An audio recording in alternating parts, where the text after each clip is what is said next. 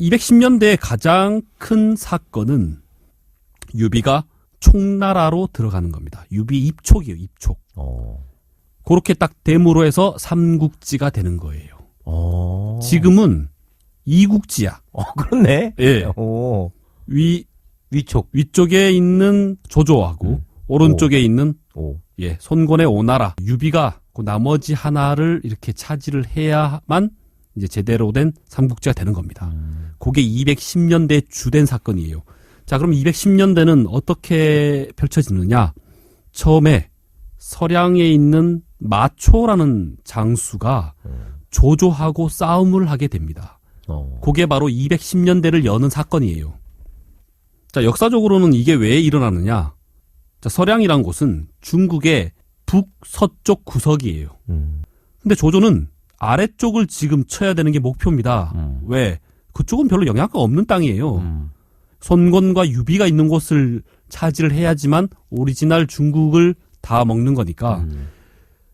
그리고 마초는 조조로 치면 약간 아들뻘에 가까웠고 마초의 아버지인 마등이라는 장수가 있었습니다. 그 마등과 조조가 별로 관계가 좋지 않아서 조조는 아래쪽으로 내려가려면 적이 항상 걸렸습니다. 예. 그래서 왠지 뒤 눈 따고 온 거. 그렇죠. 네. 예. 뒤통수 따가운 거. 예. 그래서 어쩔 수 없이 이쪽하고 붙게 돼 있었다고 보시면 됩니다. 자, 그런데 연의에서는 어떻게 나오느냐? 조조가 아래쪽으로 쳐들어와서 오나라를 치려고 합니다. 그러니까 오나라에서는 야, 조조가 쳐들어오니까 좀 도와줘. 어떻게 하든지 간에 오나라에서는 유비를 자꾸 걸고 넘어져야지만 이게 그 형주를 빼앗을 만한 기회가 조금이라도 생길까 그렇죠. 항상 생각을 하고 있었던 거죠. 그러니까 제갈량이 뭐라 그러냐면 우리는 손가락도 까딱하지 않고 조조의 침공을 막아보겠습니다 라고 얘기를 합니다. 그러면서 뭘 하느냐, 저쪽에 있는 서량 쪽에 기별을 해서 조조 좀 쳐라 이렇게 부추기는 거예요. 그럼 조조가 그쪽하고 신경을 쓰게 되면 당연히 아래쪽하고는 전투를 못하게 되는 거죠. 그렇죠. 예, 그렇게 연의에서는 몰아갑니다. 자, 어찌되었건 이러한 이유로 서량 군사와 조조가 맞붙는 전투가 일어나요. 정확하게는 211년입니다. 자, 서량의 군벌은 마등이라는 사람입니다. 마초의 아버지? 예, 마초의 아버지입니다.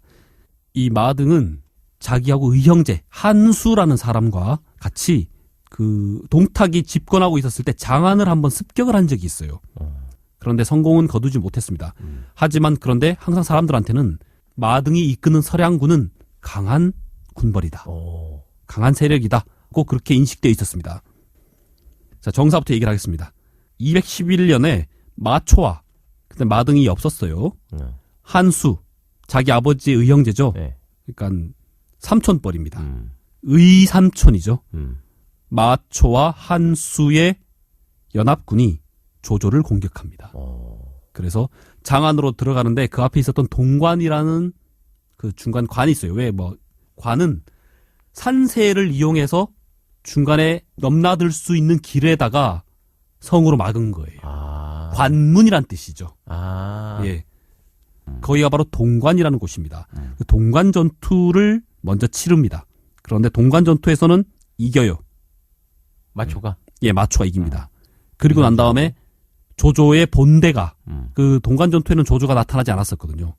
조조가 직접 몰고 와서 싸움을 붙습니다. 그 싸움에서는 마초가 져요. 하지만 엄청나게 조조를 위기에 빠뜨렸다가 조조가 겨우 이깁니다. 그런데 이제 어떻게 조조가 이 싸움을 이길 수 있었느냐? 촉서에 나오는 이야기입니다. 처음에 동관전투 이후에 조조가 나타났을 때 마초와 한수가 조조하고 같이 말을 타고 이렇게 와서 양 진영 사이에 말을 타고 와서 말 위에서 마상회담을 해요. 뭐 네가 돌아가라, 뭐 싫다, 뭐 이런 얘기를 했겠죠. 네가 가라 하와이. 예. 그런데 그때 마초가 조조를 딱 잡아올라고 생각을 하고 있었던 모양이에요. 원래 왜냐면 회담하러 갔는데. 그렇죠. 그건 나쁜 짓인데 조조가 바보가 아닌 다음에야 그렇지. 뭐 혼자 딸랑 오진 않았을 거 아닙니까? 그렇죠. 관도대전 이후로 조조의 보디가드는 끝날 때까지 허저예요.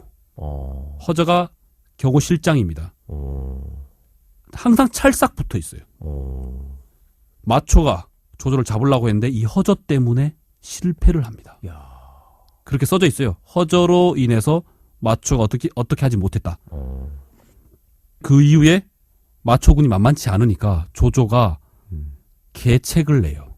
어떻게 하느냐? 한수와 마초의 사이를 이렇게 이제 이간질하는 겁니다. 예, 반관계. 예, 반관계를 펼쳐서 둘이 못 믿게 하고. 예, 안 좋아집니다. 그리고 난 다음에 마초가 박살이 나요. 그래서 마초가 쫓겨갑니다. 쫓겨가서 다른 성을 점거를 해요. 겨우 도망가서 다른 성을 점거를 하는데 거기서도 배신을 당해요. 오갈 데 없는 상황이 돼버린 거죠. 마초가. 그래서 어디로 가느냐? 한중이라는 곳이 있어요. 거기가 바로 조조와 조조의 위나라와 익주의 중간지대입니다.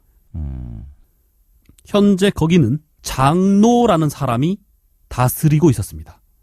그 장노는 그 지금 익주하고 사이가 안 좋아요. 그래서 그런데 조조하고도 좋은 것도 아니야. 어떤 종교를 이용해서 거기를 다스리고 있는 그런 인물이었습니다. 마초가 그쪽으로 도망을 갑니다. 그래서 장노한테 의탁을 해요. 그리고 나중에 유비가 익주로 들어왔을 때 유비한테 오는 겁니다. 그리고 위서에는 뭐라고 되어 있냐면 마초 한수가 반란을 일으켰다라고 되어 있습니다. 조조를 중심으로 보니까 마초의 행동은 반란이 되는 거죠. 그렇죠. 예. 그리고 난 다음에 동관에 진을 쳤다. 그리고 결국 반관계로 승리를 했다라고 나옵니다. 이때 반관계를 누가 냈느냐? 가후가 내었다고 나옵니다. 연희에는요.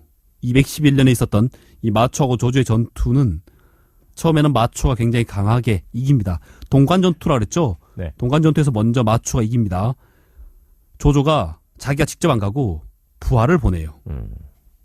자기 가문의 장수 조씨, 조홍이라는 장수와 조홍은 그 조씨 가문 안에서도 맹장으로 소문난 애예요. 싸움 잘해요. 조홍과 그리고 큰 도끼를 쓰는 그 서황을 보냅니다. 그러면서 하는 말이 있어요. 이건 나관중 본이에요. 네. 열흘만 지켜라. 열흘만 지키면 내가 감아. 그러니까 열흘 동안 나오지 말고 지키기만 하라고. 예. 안 이겨도 되고 지키기만 해라. 네. 하지 마 이러면 해. 그렇지. 예. 9일째 나가. 이런. 그리고 난 다음에 조조의 본대랑 마초랑 붙습니다. 처음에 힘 대 힘으로 붙었다가 박살이 나요. 조조가. 조조가 이제 막 붙으니까 이게 안 되겠는 거야. 그 다음 교전에서는 마초가 나와서 한판 붙자고 하니까 튀어나간 장수가 누구였냐면 조조의 경호대장, 조조의 근접 보디가드 허저가 나가서 붙습니다. 둘이서 하루 종일 싸웠는데도 결판이 안 나. 허저는 우통을 벗어 던지고 싸워요. 갑옷도 없이. 이야. 네. 그래서 이틀 동안 싸웠는데도 결판을 못 냅니다. 야, 장난 아니다. 네. 둘 다 마초도 장난 아닌 거죠. 그래서 이렇게 해서는 안 되겠구나 싶어서 조조가 정사에 나온 것처럼 둘을 이간질을 합니다. 뭐 어떻게 하느냐 간단해요. 한수와 조조가 마상회의를 합니다. 그런데 조조가 아무 얘기를 안 해. 시시껄렁한 농담을 하는 거예요. 전쟁 얘기를 전혀 안 하고 헤어진 겁니다. 그러니까 마초가 뭐 숙부님 무슨 얘기를 했습니까? 그랬더니 별 얘기 안 하던데? 이렇게 된 거죠. 그 마초가 의심하지 않겠습니까? 그치. 나랑은 막 깊이 얘기했는데. 그렇죠. 저게 지금 전시 상황인데. 이거 아무 얘기가 이게 말이 안 되는데? 예, 말이 안 되는데 이렇게 된 거죠. 조조가 일부러 그렇게 얘기한 거죠. 조조가 한수한테 편지를 보냈는데 일부러 편지에다가 먹물로 중간중간에 지워서 보내요. 한수한테. 그래서 그 편지를 마초가 보면 그 마초 띡 봤더니 뭐야? 아무? 다 지워놨네? 그러니까 어떻게 생각하겠습니까? 내가 모르는. 내가 모르게 하려고 한수가 지웠다고 생각을 하는 거죠. 이야. 네. 계책이. 그렇죠. 그런데 너무나 좀 간단한데 속아 넘어간 거죠. 그러니까. 예. 그래서 막판에는 마초가 한수를 죽이려고 합니다. 오. 갑자기 장막으로 뛰어들어가서 뭐 칼로 내리쳤더니 뭐 한수가 팔로 막으려다가 팔이 떨어져 나가고 뭐 이렇게 나와요. 그래서 겨우 조조한테 탈출을 합니다. 아, 한수가? 예. 탈출하고 조조는 그 와해된 마초군을 공격을 해서 이기는 거죠. 최종적으로. 그런데 정사에는요.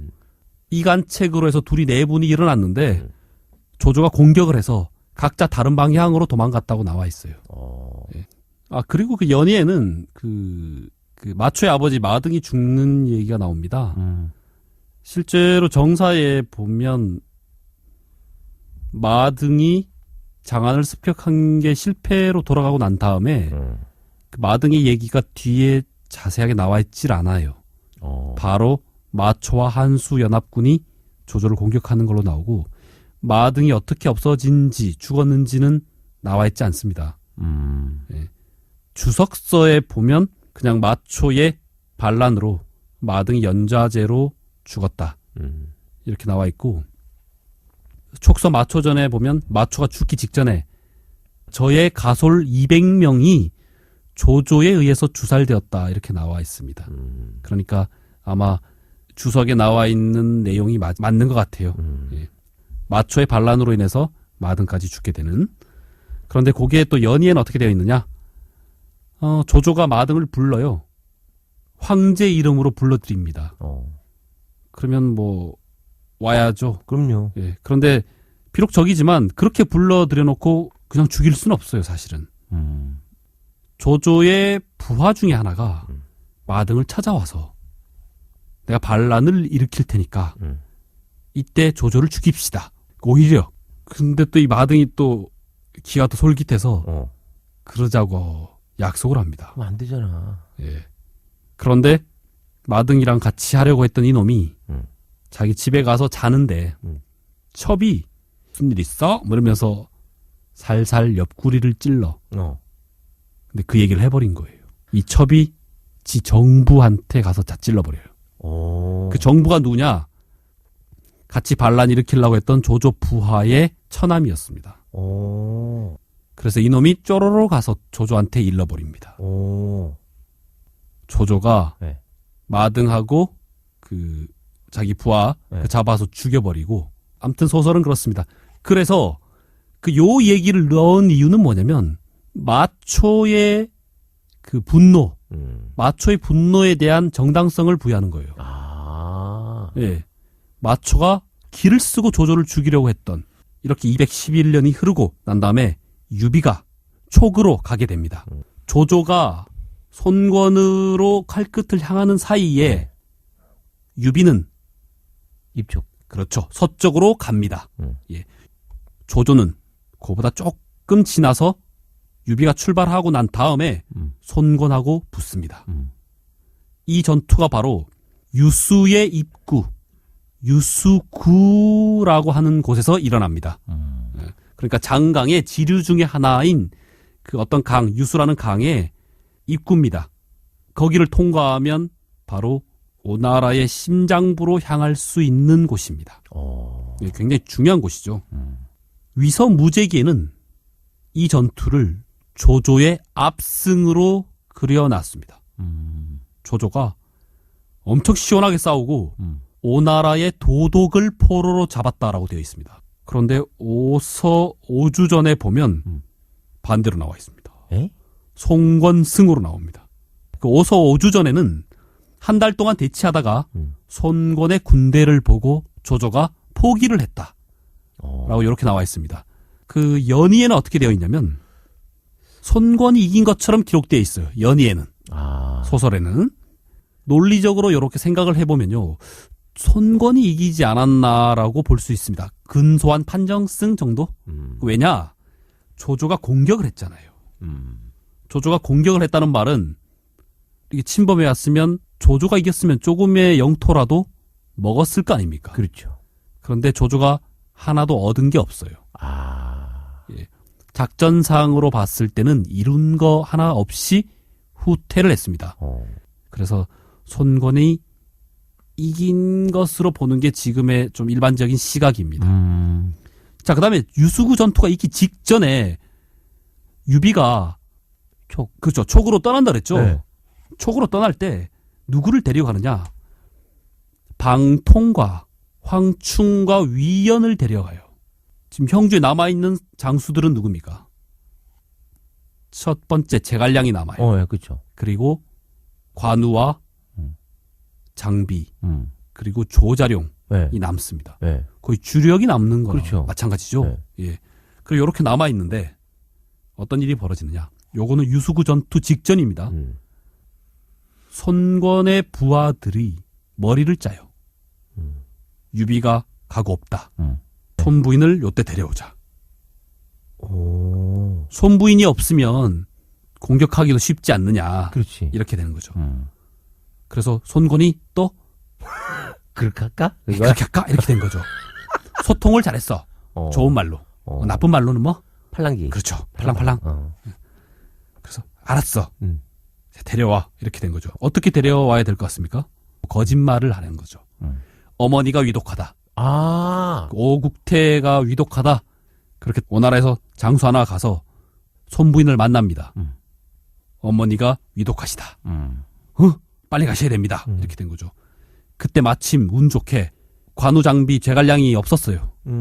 아무도 없었어. 그래서 손부인을 막 정신없이 만들어가지고 출발을 합니다. 그 누구냐? 그 손부인이 아들까지 데려가요. 유비가 원래 있었던 자식. 아두를 데려가요. 그 아두가 누구냐면 왜 장판 전투에서 네. 조자룡이 뱃속에 품에 넣고 싸웠던 예, 배 타고 딱 가는데 마침 조자룡이 이렇게 와봤는데 아무도 없는 거야. 야 어디 갔냐? 그랬더니 손부인 가셨다고. 손부인 가셨다고?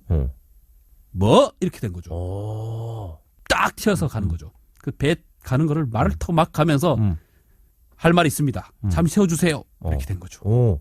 근데 안 세워준 거야.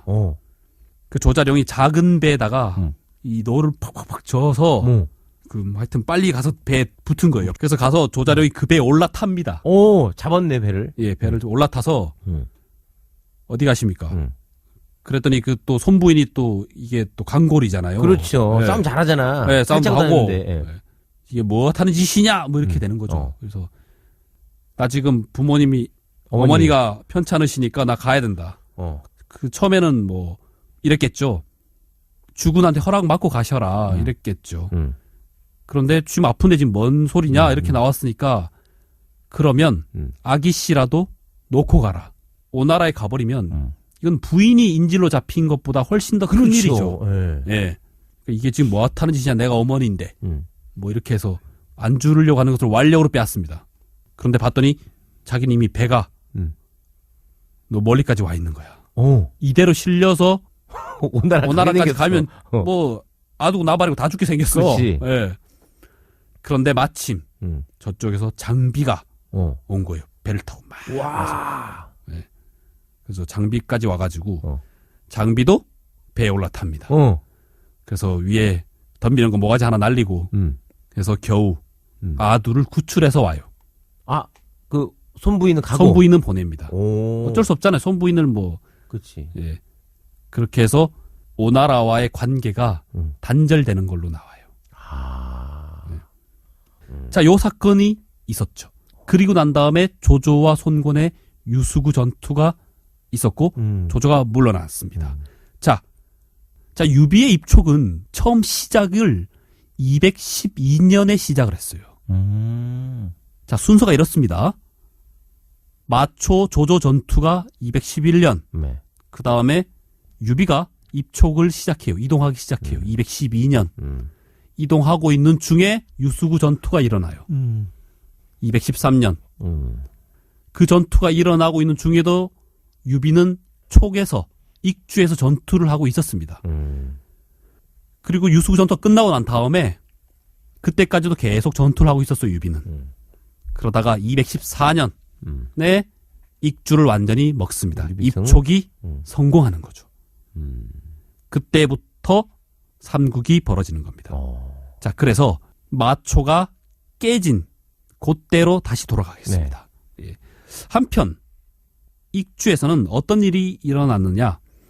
그때 익주는 유장이라는 사람이 다스리고 있었습니다. 그런데 유장의 부하들이 우수한 사람이 꽤 있었는데 자기의 주군이 불만인 겁니다. 왜냐면 너무 멍청해. 자, 정사 얘기부터 하겠습니다. 네. 유장의 부하 중에 장송이라는 인물이 있었어요. 이 사람이 유장한테 건의를 합니다. 유비를 끌어들여서 한중을 우리가 먼저 먹자. 유비로 하여금 조조를 지키게 하자. 유비가 앞에서 조조를 막고 있으면 우리가 안전해지지 않겠느냐. 그렇죠. 이렇게 얘기를 해요. 한마디로 외부에 있는 군대를 불러들여서 사용하자. 이 얘기를 합니다. 유장이 그것을 받아들여요. 법정이라는 사람한테 원래는 굉장히 우수한 사람이고 유장의 우수한 부하였어요. 하지만 이 사람도 유장에 대해서 불만을 갖고 있었습니다. 이 법정으로 하여금 유비를 데리고 오게 합니다. 자, 그런데 알고 봤더니 이 법정과 장송은 유장을 배반하려고 했던 겁니다.